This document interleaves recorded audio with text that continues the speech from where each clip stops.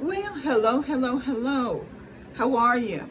I am so happy that you found me, and I'm so happy that I found you. As you know, I always say, you didn't find me by accident. It was divine guidance, divine timing that you're here. There are no coincidences or accidents. So I am so happy that you took a moment to click on me. Hopefully you'll, after this video, it may encourage you to look at some of my other videos that I do. And if so, and you like or say, oh, she has potential of saying one day something I like, hit the subscribe button, hit the like, thumbs up, hit the notification button so you will always know when I post something new. And like I say, leave comments. I don't want to be in a monologue just speaking out to you. I want to be in a dialogue where you and I communicate. And if it's subjects you want me to tackle or speak on, by all means, go ahead. As you see in the back, I am an author of 3 books. When Will Eve Be Forgiven, which deal with the definition, how mankind has to find woman and the shame and the guilt that we need to shake off and to know our worth, that we were created by our Creator, not to live in shame and low standings compared to man. Okay, so it's a wonderful book. I call it a legacy. It's good to pass down in your family to every young lady, and for men to help their sons become the husband of a woman that is not filled with guilt and shame.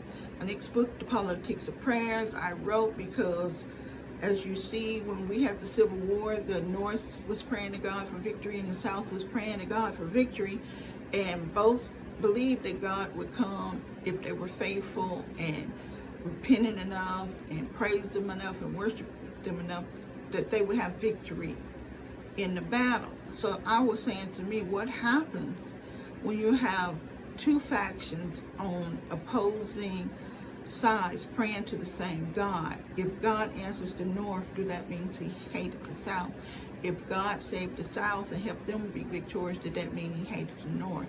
What exactly does happen when each individual is praying with every fiber of their being to a God to hear their prayers? Also, I wrote this book because one side, I'm going to say Republicans, use God as a weapon, use God to say we are valued more, that He is with us and against you, that you are sinful and things, any bad thing that happens to you proves that, and that we stand with God, so everything we say and do is correct. And we just had the president who stood in front of a church building holding the Bible upside down. Republicans have a tendency to say God belongs to them and them only. And they use that and tug on the heartstrings of people, telling them that everyone who is in a Republican want to take God out of the world, out of the United States. It is just such a flagrant disrespect to God and His written word and His Son Jesus. So I wanted to look into that and see what would I come up with. Does God, if He favors one here, means He hates the other there? So I did take that. My 3rd book was just a year in my life of gardening. I love flower gardening. I wasn't always good at it. Years have passed, I think 10 years since I wrote it, and I'm still an okay gardener, but I love it. It is not about what I have created. It's about the journey of the creation, and the journey itself makes everything beautiful. But it's a little humorous book. Some crazy things happened to me within a year. None of it's made up. It really is what happened, and I think you would find it enjoyable. So each one of the books, the Diary of the Wannabe Gardener is $10. The other 2 books, When Will Eve Be Forgiven, is $20, and Politics of Prayer is $20. So please go to Amazon.com, get you a book, follow me, let's talk about some things you think I got right on the head, some things I may have missed, or if I've changed my stance on anything since then. So I want to do today the storm, Hurricane Laura. Marco was first. He didn't do as much damage, but Hurricane Laura hit the Gulf of Mexico. And let me say, I like to keep my videos to 25 minutes. If I'm seeing I'm running over 25 minutes, I will make a part 2, and I hope you will click on that at your convenience and finish this train of thought that I'm having and discussing, okay? So I wanted to put that in there. But our hearts and prayer are with those who suffered some damage, loss of homes, loss of material things, precious memories, loss of animals, loved ones, just right now without the comforts that they usually have. Some looking and say, this is gone, where do I go from here? You don't know what that's like until you go through it. Total destruction of what you've built up. It's no fault of yours, just a natural disaster. So our hearts and prayers and minds are with them today, and that we understand that the recovery is going to take a while emotionally and materially, and we just want to always let you know you're not alone. We are in this together. So that's what I want to say about that. So my subject today, tying in with this destruction and loss of people, property, and material and family. What is the effect of poverty? Because you have this and this and this is considered your wealth. Now it's destroyed. You're now maybe facing poverty, having to build all the way back up. And I wanted to just say, what are the effects of poverty? There was a movie that I love, Becoming Jane, that I just enjoyed so much. And there was one thing in there when the parents were trying to marry off the lady, which was tradition back in the day, not to be an old maid. Over 21, you get married. And they was marrying because women couldn't have property or pass down anything. It was always considered trying to get you a man of means that has property and money. And so you can have a suitable life for your children and have a son where that passed down to him. So it was always encouraged to make good matches. You didn't marry for love. You married for financial security and stability and even status. So Jane was one that just wasn't down for that. She wanted to marry for other reasons. She just didn't want to fall into do this because it's what's done. She went with her authentic self that had more wishes, that wasn't necessarily just the end all and be all about finances. And her mother had told her when she saw her trying to not follow the procedures, the mother herself had married for love and instead of for money and stature. She was a free spirit like Jane. But the trade-off was that she lived in poverty and her children were in poverty, and they were financially supported by other family members that had money, that took pity on them and would help them as emergencies arose, but they were like groveling and begging, and it was very distressful for them. So she really wanted her girls to do that. And this is what she said. The mother married for love, and she was quite proud of it. What she said: nothing destroys the spirit like poverty. The mother was in love, madly in love. It was wonderful. But the everyday of not being able, you'll have enough food to eat, or can buy clothes, or you didn't have to depend on others to help you along. She said, nothing destroys the spirit like poverty.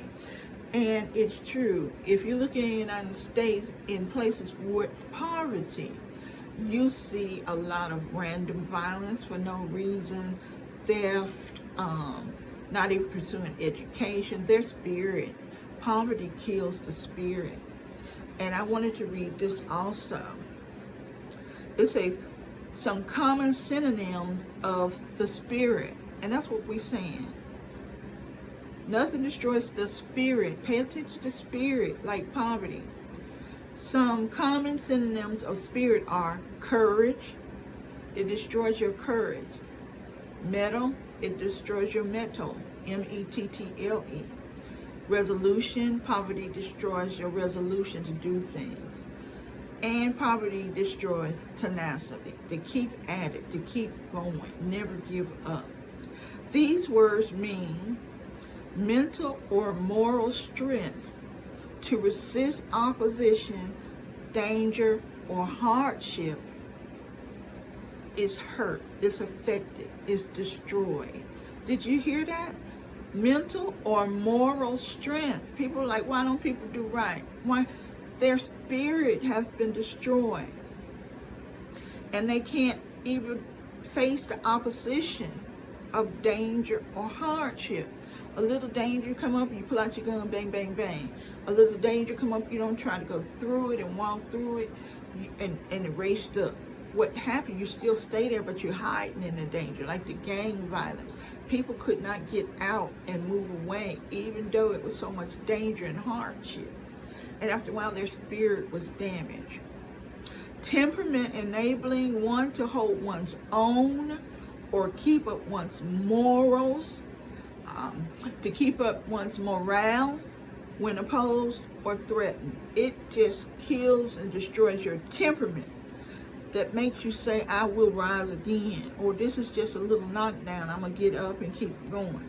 Temperament enabling one to hold one's own or keep up one's morale when opposed or threatened is damaged. It damages that spirit.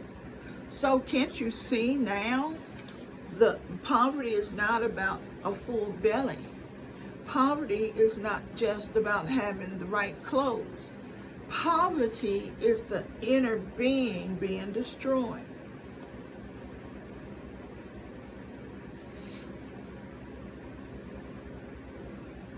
It says poverty is one of the most powerful predictors of poor development outcomes for children.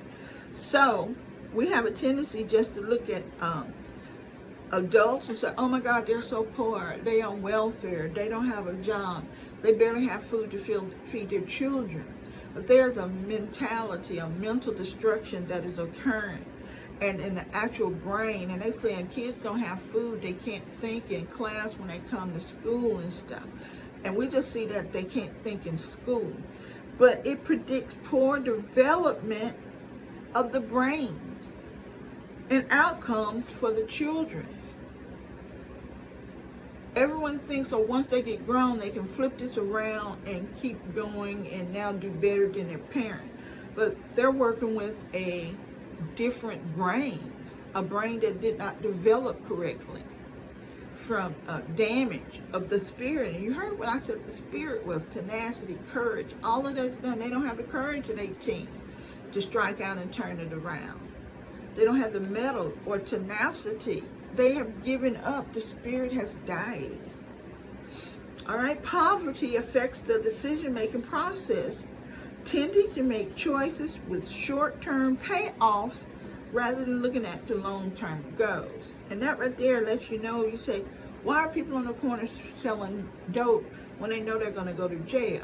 They don't have the ability to think in long terms. They need these payoffs right here, right now. And then they sell it's such $1 million industry. These people have been selling drugs for 3 or 4 years, and they still don't have money for a home, still don't have money for a car, still don't have money to rise out of their circumstance, because the decision-making process tends to make them make choices with short-term payoff, a gold chain, just rims for the car. Car can hardly be even working, but they're going to get rims for the car. Finding this woman that loves money and dating her as long as you feel like spending money, not a long-term goal of family and marriage and children. Okay? It says, poverty is the parent of revolution and crime. It can go either way. I'm so poor, I'm not going to take these conditions anymore. It's not right for mankind. They cannot function this way. We have to do something about it. We're going to start a movement to say we deserve more than what we're given. Poverty is not the end for us in the United States of America, who is considered a leader of the world. Or it goes to crime. All right, there's nobody paying me no attention. They see this, they know this, they understand, they've done research. You can even just come in and check on us, and you can understand desperation that we have to make it day to day. And you want to say, then not only that, you harass us about our poverty. And so that leads to crime, stealing, short temperament, because you're already just stressed out from being poor, and you commit crimes. And some of them are just because envy crimes and covetous crime. If I can't have nothing, you can't have anything. Stealing, shoplifting, because you got to get it in ways and means you can. So poverty can lead to crime. Poverty is the worst form of violence. Now, Mahatma Gandhi said that poverty is the worst form of violence. And we see it's violent because it destroys awareness, insight, understanding, judgment, and reasoning. And said human spirit includes our intellect. So our human spirit, our spirit includes our intellect. So poverty destroys our intellect. Emotions. Our spirit is defined as emotion. Poverty destroys emotions. I don't feel anything about doing this. I don't feel joy. I don't feel happiness. I'm just can't even deal with emotions in relationship. Poverty of the spirit robs you and make you fearful. You have fears. You don't know what tomorrow brings. A stray bullet from a gang member or drug deal gone wrong, hitting your child, hitting you through a window, not enough food that day to last, fears of how am I going to raise my children, just all kind of fears. I'm hoping, I'm going to tell you right now, I do my videos on my cell phone, and it never fails. Someone calls me and interrupts and stops the video. Just know I'm not that shabby and just did that. It's just what happened. I'm going to try to move and do something different so that won't be a problem.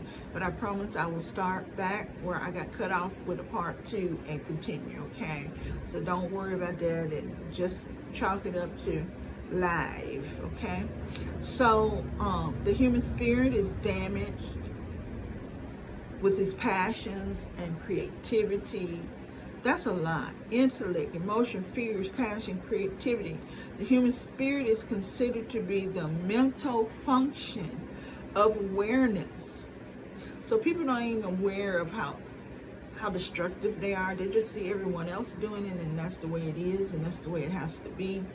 It mess with the function of insight. I can't see that if I keep repeating this, I'm going to get the same outcome. I don't have insight that if I start down this road, it's going to take me to a place that is even worse. So it affects insight, understanding, judgment. I can't make those decisions that's good for me, baby mama, or baby. That's why I'm not marrying her. I don't have good judgment. And other reasoning properties. So there is a lot. I'm telling you, there's just a lot. It's sad, sad, sad that all of that is affected by poverty, and people just want to do the one word for lazy. You are lazy. You want a handout, want a handout. You want someone else to take care of you like the government. You're taking our dollars from us in tax because you don't want to work. And as you see, this is a spiritual destruction. Poverty is a spiritual destruction. So if you're calling a kid at 11 lazy and don't want to work, because that's when destruction is occurring. That's what's setting them up for who they are in their spirit. Then you just don't even understand the spirit and what poverty does to the spirit. And I could make a video what wealth does to the spirit, and I might do that. Because you think you're well and balanced and scot-free with your spirit, not so on that side either, okay? It said poverty is the most form of violence, and that's what Mahatma Gandhi, and it is violent if it's destroying all of your insides like that. Yeah, that is violent destruction and silent suffering. Children don't even know how to express it or say it, and what happens, violence come out of fear and love, you know. Their loved ones living so horrible. and you can't do anything about it, and fear that you'll never do that. So you protect your loved ones like you think you are by robbing someone and bringing them some money for food and a bill so that the lights stay on. So Mahatma Gandhi got that right. It said poverty is like punishment for a crime you didn't commit.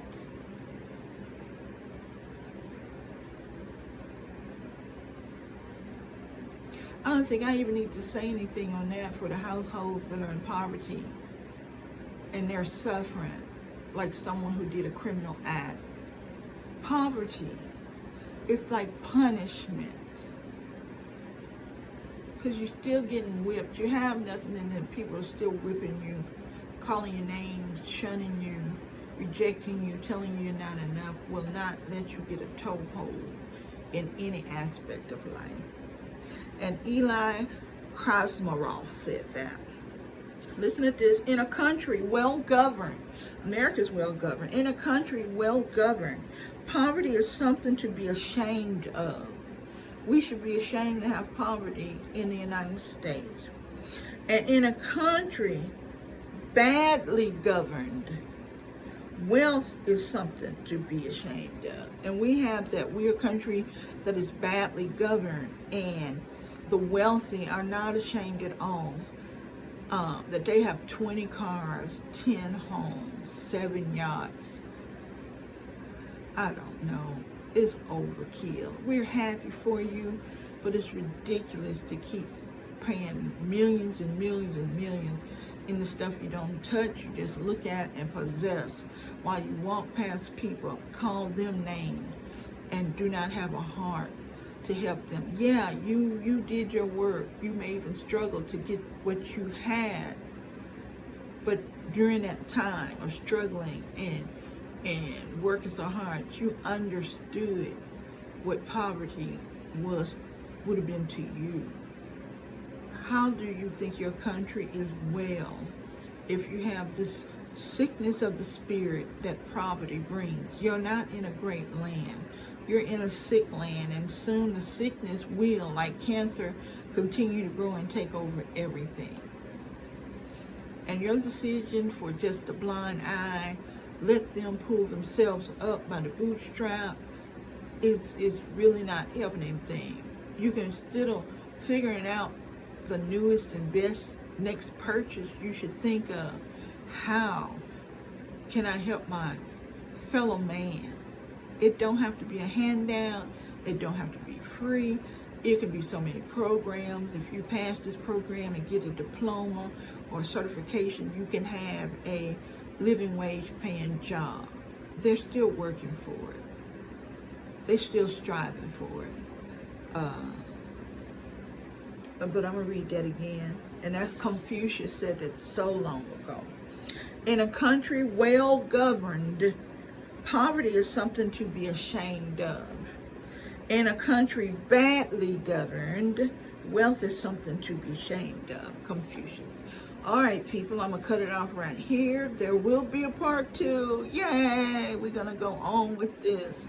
As I say, subscribe, become a follower, hit the notification button so you can know when the next video is posted on the subject. Go to Amazon.com to purchase any one of my books, to understand my philosophy on life and worldview, to be much appreciated. Each book is under $20, people.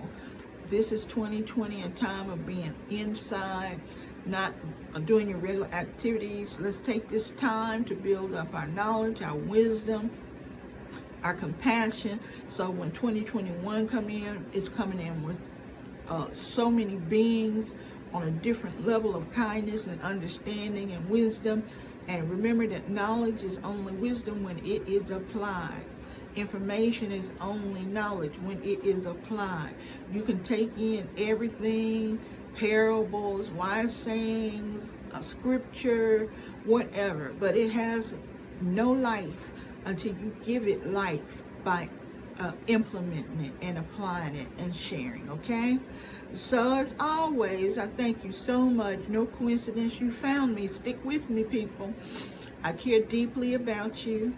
I am bringing love and kindness with each and every word, and hopefully a way to view something different. I am not trying to change you, because the Creator made you just as you are special. And it's up to you and the Creator to be in co-creation with yourself and the world, okay? Until next time, thank you.